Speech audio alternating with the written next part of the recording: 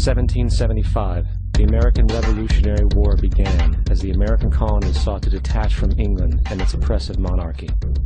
Though many reasons are cited for the revolution, one in particular sticks out as the prime cause: that King George III of England outlawed the interest-free, independent currency the colonies were producing and using for themselves, in turn forcing them to borrow money from the Central Bank of England at interest, immediately putting the colonies into debt.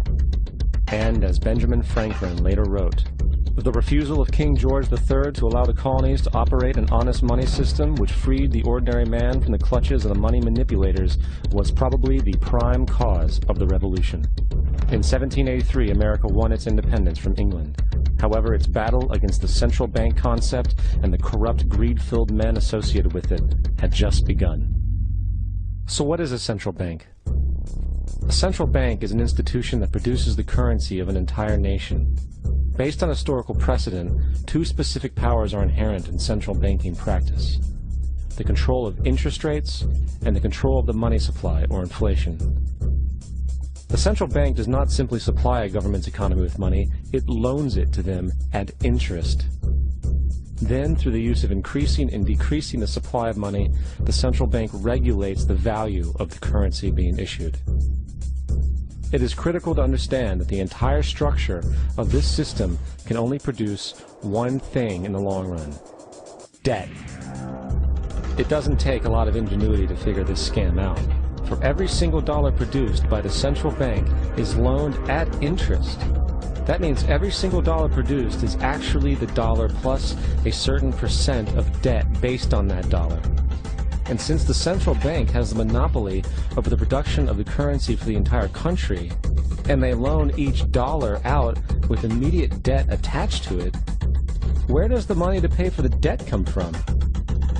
It can only come from the central bank again, which means the central bank has to perpetually increase its money supply to temporarily cover the outstanding debt created, which in turn, since that new money is loaned out at interest as well, creates even more debt. The end result of this system without fail is slavery, for it is impossible for the government and thus the public to ever come out of the self-generating debt. The founding fathers of this country were well aware of this.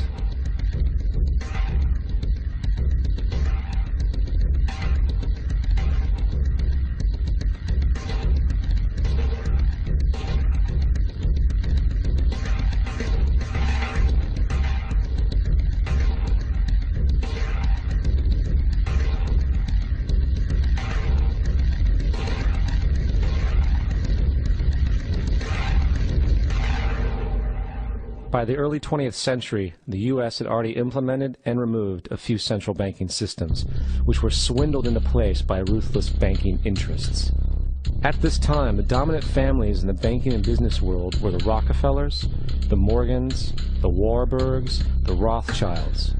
And in the early 1900s, they sought to push, once again, legislation to create another central bank. However, they knew the government and public were very weary of such an institution, so they needed to create an incident to affect public opinion. So, J.P. Morgan, publicly considered a financial luminary at the time, exploited his mass influence by publishing rumors that a prominent bank in New York was insolvent or bankrupt. Morgan knew this would cause mass hysteria, which would affect other banks as well. And it did. The public, in fear of losing their deposits, immediately began mass withdrawals. Consequently, the banks were forced to call in their loans, causing the recipients to sell their property, and thus a spiral of bankruptcies, repossessions, and turmoil emerged. Putting the pieces together a few years later, Frederick Allen of Life magazine wrote, "The Morgan interests took advantage to precipitate the panic, guiding it shrewdly as it progressed." Unaware of the fraud, the Panic of 1907 led to a congressional investigation headed by Senator Nelson Aldrich, who had intimate ties to the banking cartels and later became part of the Rockefeller family through marriage. The commission, led by Aldrich, recommended a central bank should be implemented so a panic like 1907 could never happen again. This was the spark the international bankers needed to initiate their plan. In 1910, a secret meeting was held at a J.P. Morgan estate on Jekyll Island off the coast of Georgia. It was there that the central banking bill called the Federal Reserve Act was written. This legislation was written by bankers, not lawmakers. This meeting was so secretive, so concealed from government and public knowledge, that the 10 or so figures who attended were told they could only use their first names in addressing each other. After this bill was constructed, it was then handed over to their political frontman, Senator Nelson Aldrich, to push through Congress. And in 1913, with heavy political sponsorship by the bankers, Woodrow Wilson became president, having already agreed to sign the Federal Reserve Act in exchange for campaign support. And 2 days before Christmas, when most of Congress was at home with their families, the Federal Reserve Act was voted in, and Wilson in turn made it law. Years later, Woodrow Wilson wrote, in regret,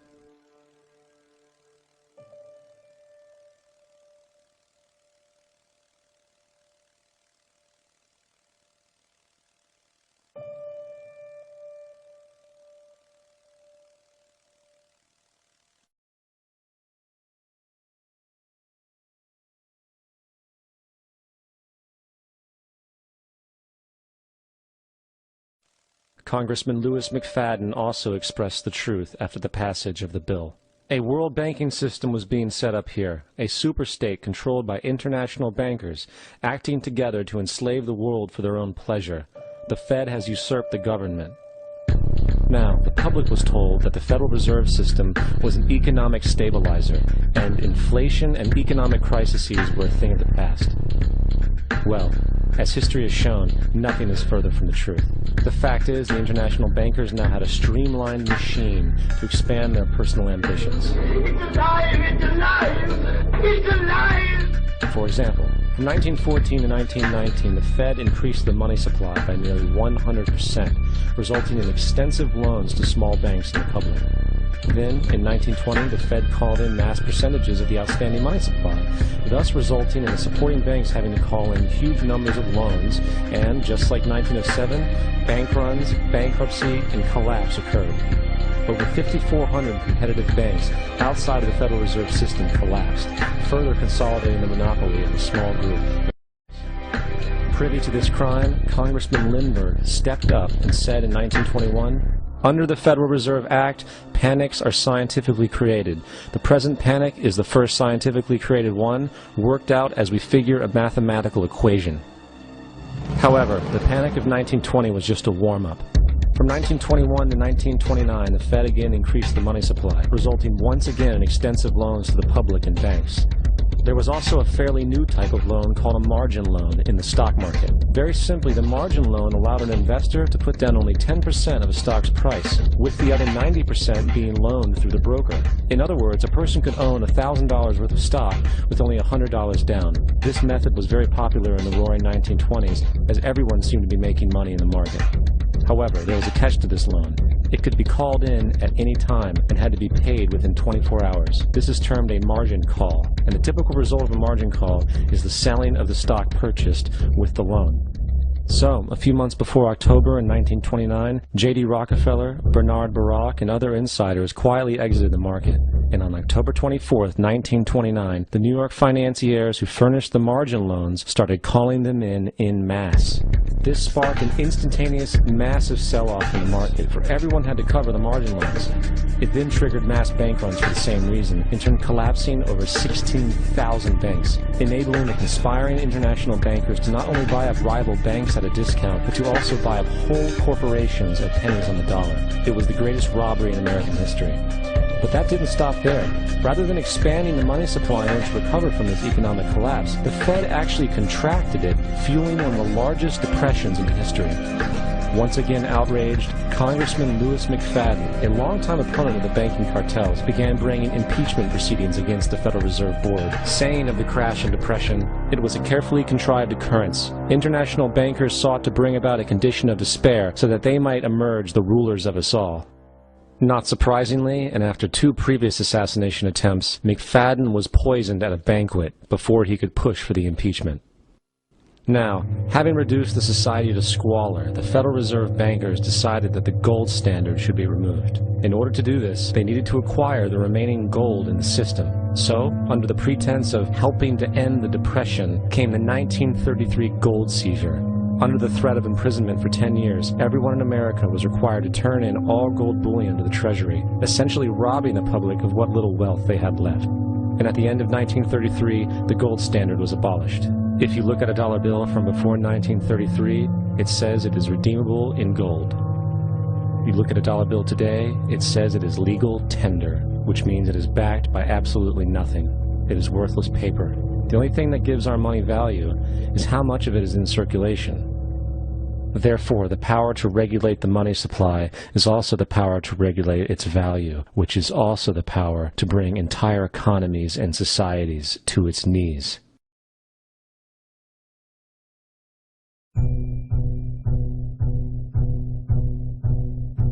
It's important to clearly understand, the Federal Reserve is a private corporation. It is about as Federal Express.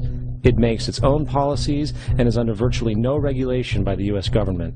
It is a private bank that loans all the currency at interest to the government, completely consistent with the fraudulent central banking model that the country sought to escape from when it declared independence in the American Revolutionary War. Now, going back to 1913, the Federal Reserve Act was not the only unconstitutional bill pushed through Congress. They also pushed the federal income tax. It's worthwhile to point out that the American public's ignorance towards the federal income tax is a testament to how dumbed down and oblivious the American population really is. First of all, the federal income tax is completely unconstitutional, as it is a direct, unapportioned tax. All direct taxes have to be apportioned to be legal based on the Constitution. Secondly, the required number of states in order to ratify the amendment to allow the income tax was never met, and this has even been cited in modern court cases.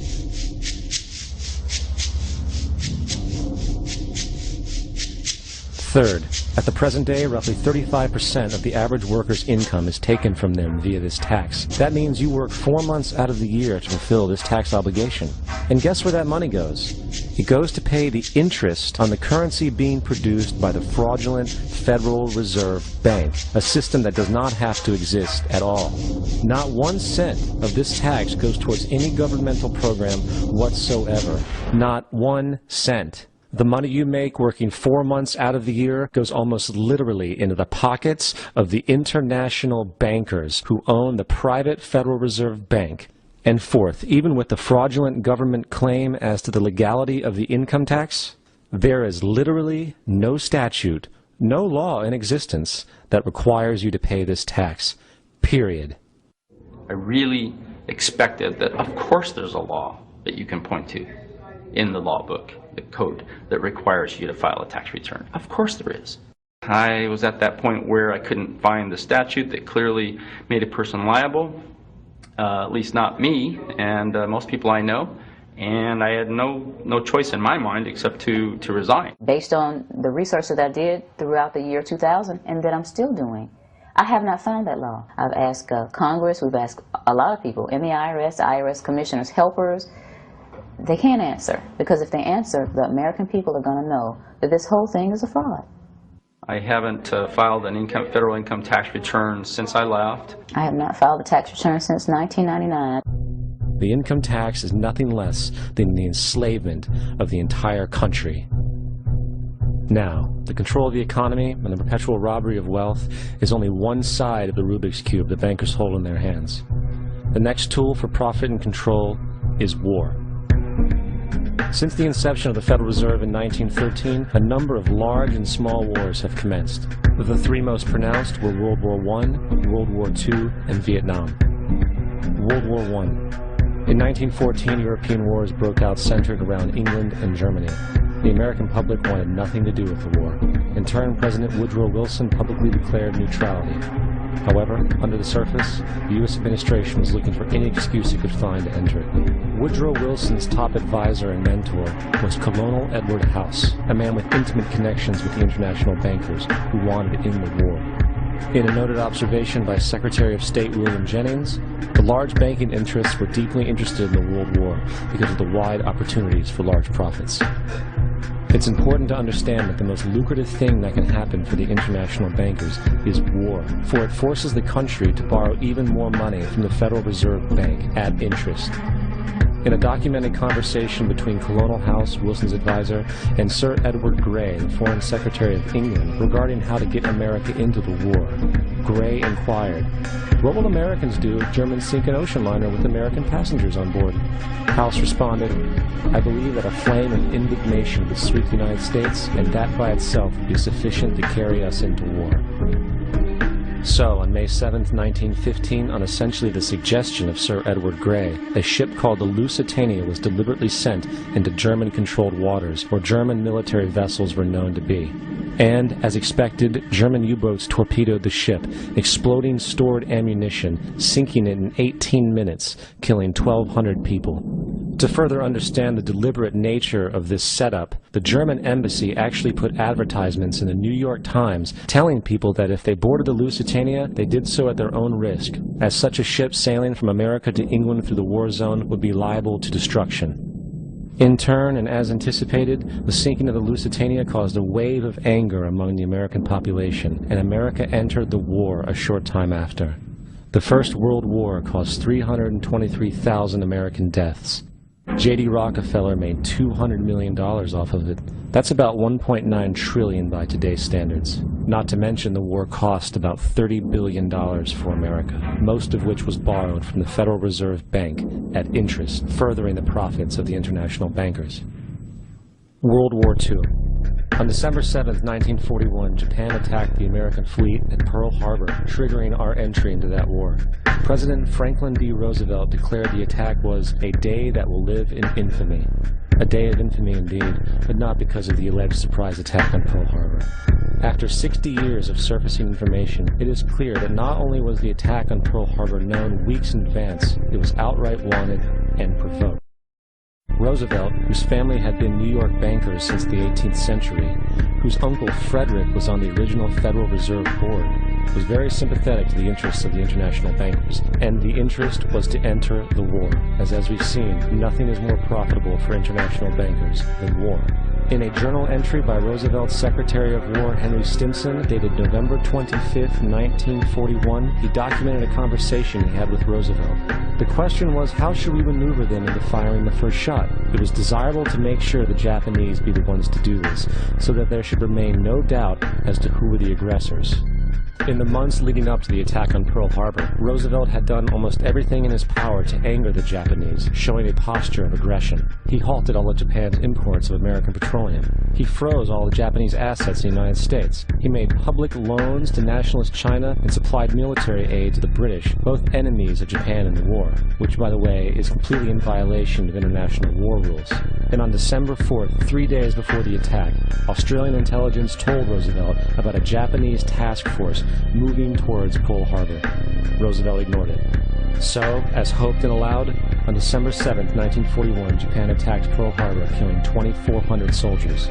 Before Pearl Harbor, 83% of the American public wanted nothing to do with the war. After Pearl Harbor, 1 million men volunteered for the war. It is important to note, Nazi Germany's war effort was largely supported by two organizations, one of which was called IG Farben. IG Farben produced 84% of Germany's explosives, and even the Zyklon B used in the concentration camps to kill millions. One of the unspoken partners of IG Farben was J.D. Rockefeller's Standard Oil Company in America. In fact, the German Air Force could not operate without a special additive patented by Rockefeller's Standard Oil. The drastic bombing of London by Nazi Germany, for example, was made possible by a $20 million sale of fuel to IG Farben by the Rockefeller Standard Oil Company. This is just one small point on the topic of how American business funded both sides of World War II. One other treasonous organization worth mentioning is the Union Banking Corporation of New York City. Not only did it finance numerous aspects of Hitler's rise to power, along with actual materials during the war, it was also a Nazi money laundering bank, which was eventually exposed for having millions of dollars of Nazi money in its vaults. The Union Banking Corporation of New York was eventually seized for violations of the Trading with the Enemy Act. Guess who the director and vice president of the Union Bank was? Prescott Bush, our current president's grandfather, and of course our former president's father. Keep that in mind when considering the moral and political dispositions of the Bush family. Vietnam. The United States' official declaration of war on North Vietnam in 1964 came after an alleged incident involving 2 U.S. destroyers being attacked by North Vietnamese PT boats in the Gulf of Tonkin. This was known as the Gulf of Tonkin incident.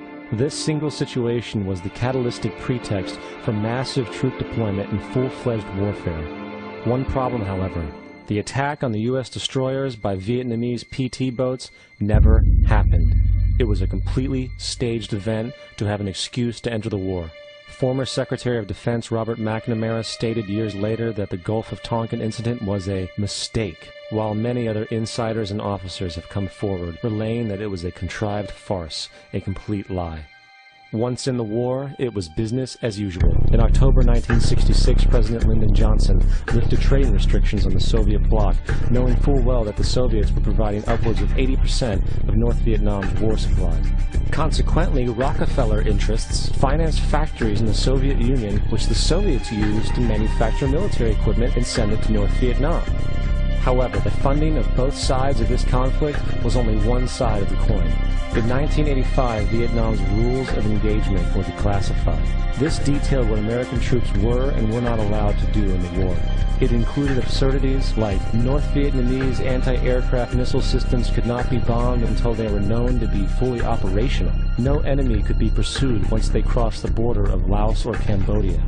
And most revealing of all, the most critical strategic targets were not allowed to be attacked unless initiated by high military officials. Apart from these imposed ludicrous limitations, North Vietnam was informed of these restrictions and therefore could base entire strategies around the limitations of the American forces.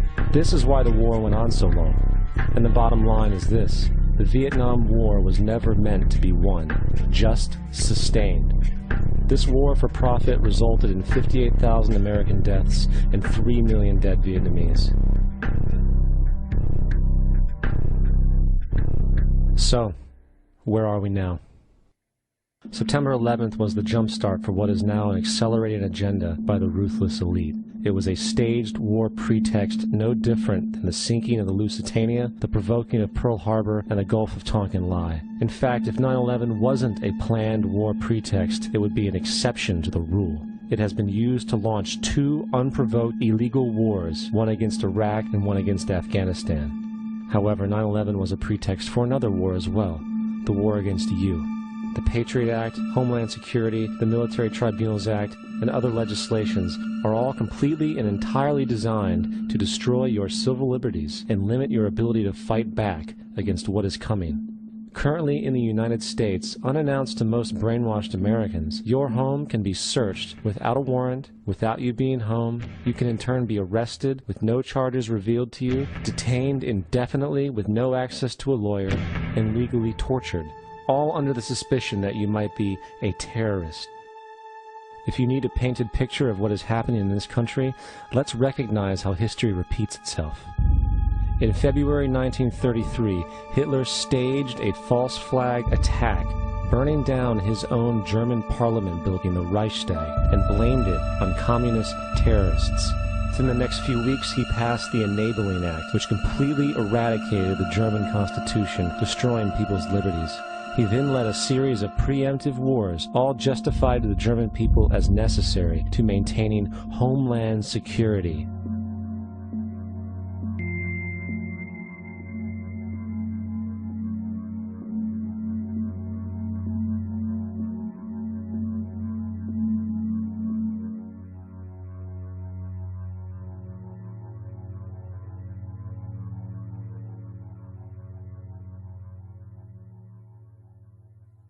Am Schicksal des Kommunismus und der sich mit ihm verbrüdernden anderen Organisationen ändert dies nichts.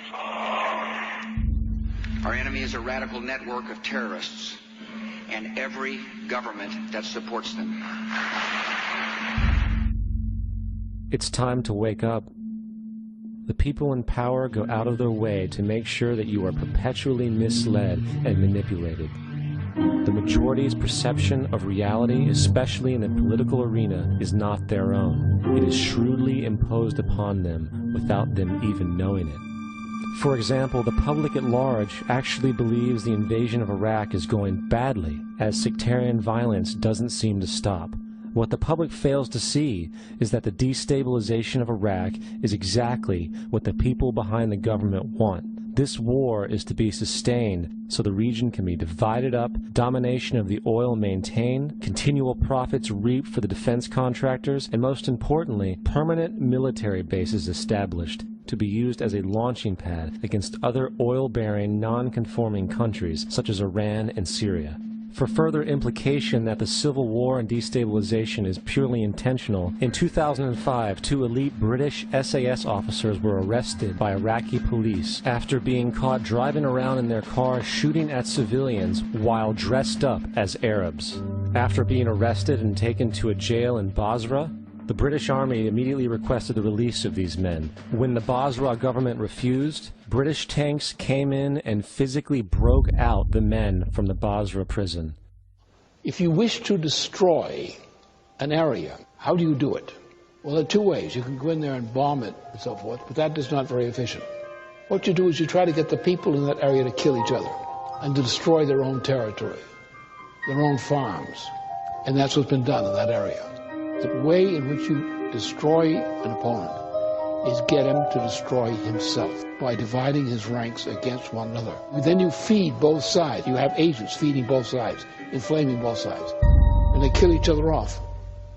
And it's time that some of us woke up to this reality, to understand that people who try to maintain empires and create empires do it by manipulating the people they're trying to conquer. You might want to ask yourself why the entire culture is utterly saturated with mass media entertainment from all sides, while the educational system in America continues its stupefying downward slide since the U.S. government decided to take over and subsidize the public school system. What your government pays for, it gets. When we understand that, then we look at government-financed institutions of education and see the kind of students and the kind of education that's being turned out by these government-financed schools. Logic will tell you that if what is being turned out in those schools was not in accord with what the state and the federal government wanted, then it would change it. The bottom line is that the government is getting what they have ordered. They do not want your children to be educated. They do not want you to think too much. That is why our country and our world has become so proliferated with entertainments, mass media, television shows, amusement parks, drugs, alcohol, and every kind of entertainment to keep the human mind entertained, so that you don't get in the way of important people by doing too much thinking. You had better wake up and understand that there are people who are guiding your life and you don't even know it. We're in a lot of trouble because you people and 62 million other Americans are listening to me right now, because less than 3% of you people read books. Because less than 15% of you read newspapers. Because the only truth you know is what you get over this tube. Right now, there is an entire generation that never knew anything that didn't come out of this tube. This tube is the gospel, the ultimate revelation. This tube can make or break presidents, popes, prime ministers. This tube is the most awesome goddamn force in the whole godless world. And woe is us if it ever falls into the hands of the wrong people. And when the largest company in the world controls the most awesome goddamn propaganda force in the whole godless world, who knows what shit will be peddled for truth on this network. So you listen to me. Listen to me. Television is not the truth. Television is a goddamn amusement park. Television is a circus, a carnival, a traveling troupe of acrobats, storytellers, dancers, singers, jugglers, sideshow freaks, lion tamers, and football players. We're in the boredom-killing business. But you people sit there day after day, night after night, all ages, colors, creeds, We're all you know. You're beginning to believe the illusions we're spinning here. You're beginning to think that the tube is reality and that your own lives are unreal. You do whatever the tube tells you. You dress like the tube. You eat like the tube. You raise your children like the tube. You even think like the tube. This is mass madness, you maniacs. In God's name, you people are the real thing. We are the illusion. The last thing the men behind the curtain want is a conscious, informed public capable of critical thinking, which is why a continually fraudulent zeitgeist is output via religion, the mass media, and the educational system. They seek to keep you in a distracted, naive bubble, and they are doing a damn good job of it. In 2005, an arrangement between Canada, Mexico, and the United States was made. This arrangement, unannounced to the public, unregulated by Congress, merges the United States, Mexico, and Canada into one entity, erasing all borders. It's called the North American Union, and you might want to ask yourself why you've never heard of this. In fact, there is only one mainstream reporter who has actually heard of and has had the courage to cover this issue. The Bush administration's open borders policy and its decision to ignore the enforcement of this country's immigration laws is part of a broader agenda. President Bush signed a formal agreement that will end the United States as we know it, and he took the step without approval from either the U.S. Congress or the people of the United States. It's a deal that few have even heard of. It's being done again by very few people at the very top on behalf of the investment class, but the working class of people. Political officials across our country, from communities, from cities and so forth, they don't know anything about this. This isn't some trade agreement. It is a total removal of sovereignty from these countries, which will also result in a completely new currency called the Amero. Apart from that, I think one thing people who are dollar-based need to focus on is the Amero. That's the one thing that nobody's talking about that I think is going to have a big impact on everybody's life in Canada, the U.S., and Mexico. The Amero is the proposed new currency for the North American community, which is being developed right now between Canada, the U.S., and Mexico to make a borderless community, much like the EU, and the dollar, Canadian dollar, U.S. dollar, and the Mexican peso replaced by the Amero. By default of this agreement, the American Constitution will eventually be obsolete. You would think that a situation like this would be on the cover of every major newspaper. That is until you realize that the people who are behind this movement are the same people behind the mainstream media, and you are not told what you're not supposed to know. The North American Union is the same concept as the European Union, the African Union, and the soon-to-be Asian Union, and the same people are behind all of them. And, when the time is right, the North American Union, the European Union, the African Union, and the Asian Union will be merged together, forming the final stages of a plan these men have been working on for over 60 years. A one-world government.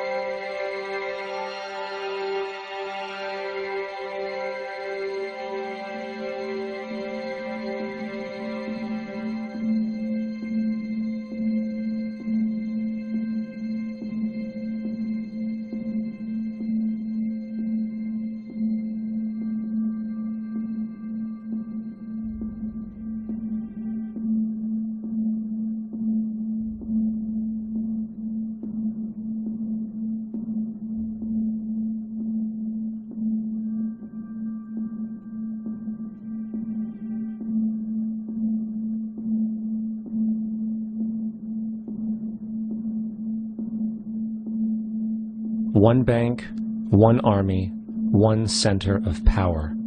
And if we have learned anything from history, it is that power corrupts, and absolute power corrupts absolutely. This is Aaron Russo, a filmmaker and former politician. To his left is Nicholas Rockefeller of the infamous Rockefeller banking and business dynasty. After maintaining a close friendship with Nicholas Rockefeller, Aaron eventually ended the relationship, appalled by what he had learned about the Rockefellers and their ambitions. I got a call one day from an attorney woman I knew, and she said, "Would you like to meet one of the Rockefellers?" I said, "Sure, I'd love to." And we became friends, and he began to divulge a lot of things to me. So he said to me one night, he said that there's going to be an event there, and out of that event, you're going to see we're going to go into Afghanistan, so we can run pipelines from the Caspian Sea. We're going to go into Iraq to take the oil and establish a base in the Middle East, and we're going to go into Venezuela and try and get rid of Chavez. And the first two they've accomplished. Chavez they didn't accomplish. And he said you're going to see guys going into caves looking for looking for people that they're never going to find. You know, he was laughing about the fact that you have this war on terror. There's no real enemy. He's talking about how by having this war on terror, you can never win it because it's an eternal war.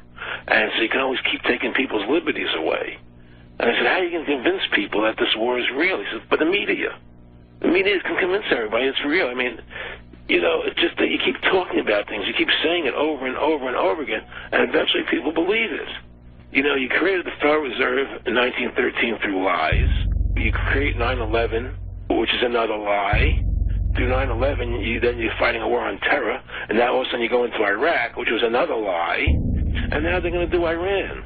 You know, and it's all one thing leading to another, leading to another, leading to another. Now, I would say, what are you doing this for? What's the point of this thing? You have all the money in the world you ever want.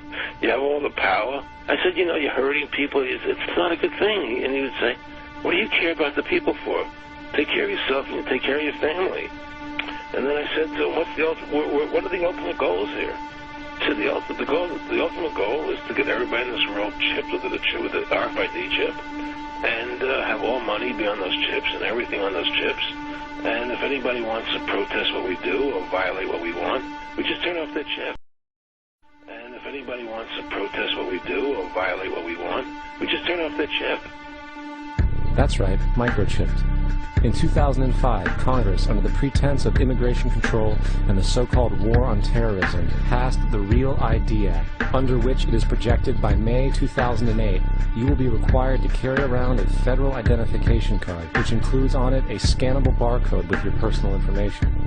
However, this barcode is only an intermediary step before the card is equipped with a VeriChip RFID tracking module, which will use radio frequencies to track your every move on the planet. If this sounds foreign to you, please note that the RFID tracking chip is already in all new American passports.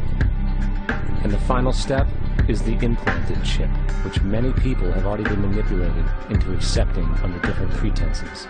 We have a Florida family who are really pioneers in a brave new world.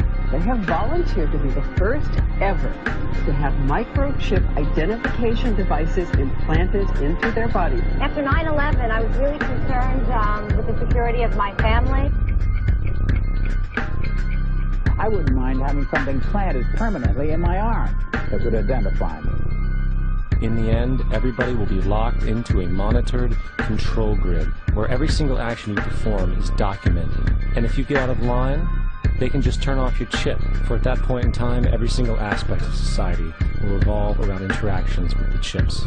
This is the picture that is painted for the future if you open your eyes to see it. A centralized one-world economy where everyone's moves and everyone's transactions are tracked and monitored, all rights removed. The most incredible aspect of all, these totalitarian elements will not be forced upon the people. The people will demand them. For the social manipulation of society through the generation of fear and division has completely detached humans from their sense of power and reality. A process which has been going on for centuries, if not millennia. Religion, patriotism, race, wealth, class, and every other form of arbitrary, separatist identification and thus conceit has served to create a controlled population, utterly malleable in the hands of the few. Divide and conquer is the motto, and as long as people continue to see themselves as separate from everything else, they lend themselves to being completely enslaved. The men behind the curtain know this, and they also know that if people ever realize the truth of their relationship to nature, and the truth of their personal power, the entire manufactured zeitgeist they prey upon will collapse like a house of cards.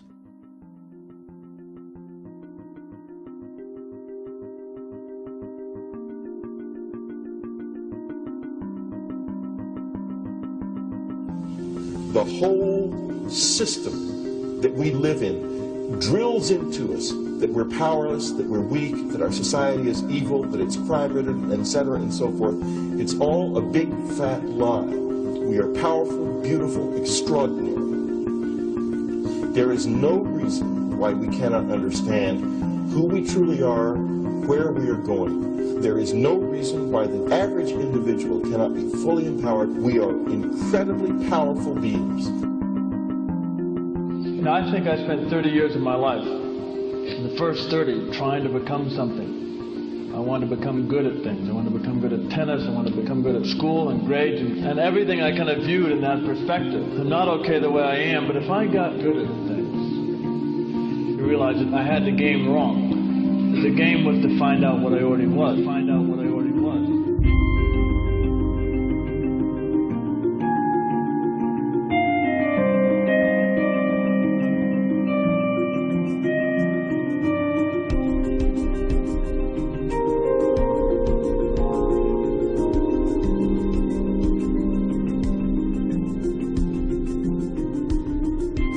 Now, in our culture, we've been trained for individual differences to stand out. So you look at each person, immediately it is brighter, dumber, older, younger, richer, poorer, and we make all these dimensional distinctions, put them in categories and treat them that way. And we get so that we only see others as separate from ourselves in the ways in which they're separate. And one of the dramatic characteristics of experience is being with another person and suddenly seeing the ways in which they are like you, not different from you, and experiencing the fact that that which is essence in you and which is essence in me is indeed one. The understanding that there is no other. It is all one. And I wasn't born Richard Albert, I was just born as a human being, and then I learned this whole business of who I am and whether I'm good or bad or achieving or not. All that's learned along the way.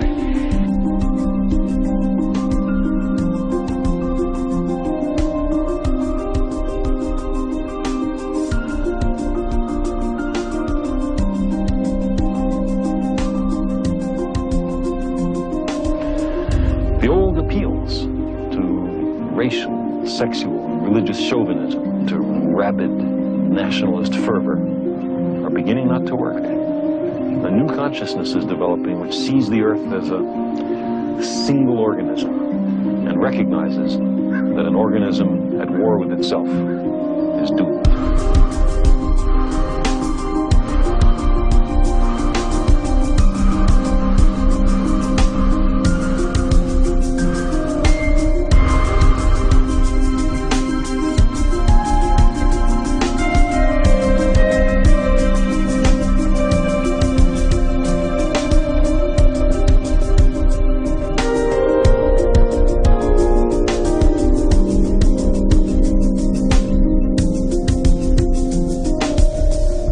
Bill Hicks used to finish his shows with this.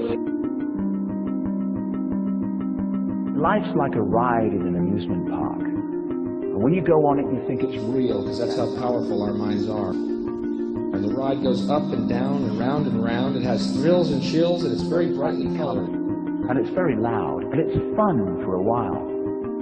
Some have been on the ride for a long time, and they begin to question, is this real, or is this just a ride? And other people have remembered, and they come back to us and they say, hey, don't worry, don't be afraid ever, because this is just a ride. And we kill those people. Shut him up, I've got a lot invested in this ride. Shut him up! Look at my furrows of worry. Look at my big bank account and my family. This has to be real. It's just a ride. But we'll kill those good guys and try and tell us that. You ever notice that? And let the demons run amok? But it doesn't matter, because it's just a ride, and we can change it anytime we want. It's only a choice. No effort, no work, no job, no savings of money. Just a choice right now between fear and love.